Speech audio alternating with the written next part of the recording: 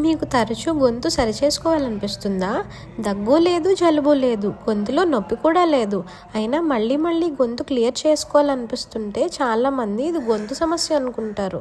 కానీ నిజమేమిటంటే చాలాసార్లు ఈ సమస్య గొంతులో కాదు, పొట్టలో మొదలవుతుంది. పొట్టలో ఉండే గ్యాస్ట్రిక్ యాసిడ్ అనగా ఆమ్లం కొంచెం కొంచెంగా పైకి ఎగబాకి మనకు తెలియకుండానే గొంతును ఇరిటేట్ చేస్తుంది.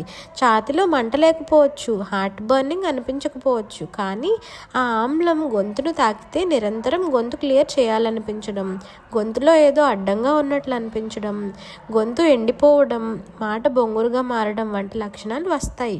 దీన్నే మనం సైలెంట్ యాసిడ్ రిఫ్లెక్స్ అంటాం. అందుకే చాలామంది నెలల తరబడి లొసెంజెస్, గొంతు మందులు వాడినా ఉపశమనం ఉండదు. ఎందుకంటే అసలు కారణం కడుపులో ఉంటుంది. ముఖ్యంగా రాత్రి ఆలస్యంగా భోజనం చేయడం, టీ కాఫీ ఎక్కువగా తాగడం, మసాలా ఆహారం, భోజనం చేసిన వెంటనే పడుకోవడం వంటివి ఈ సమస్యను మరింత పెంచుతాయి.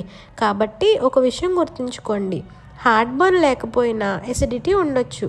గొంతు మళ్ళీ మళ్ళీ సంకేతం ఇస్తుంటే అది పొట్ట చెప్తున్న మాట కావచ్చు.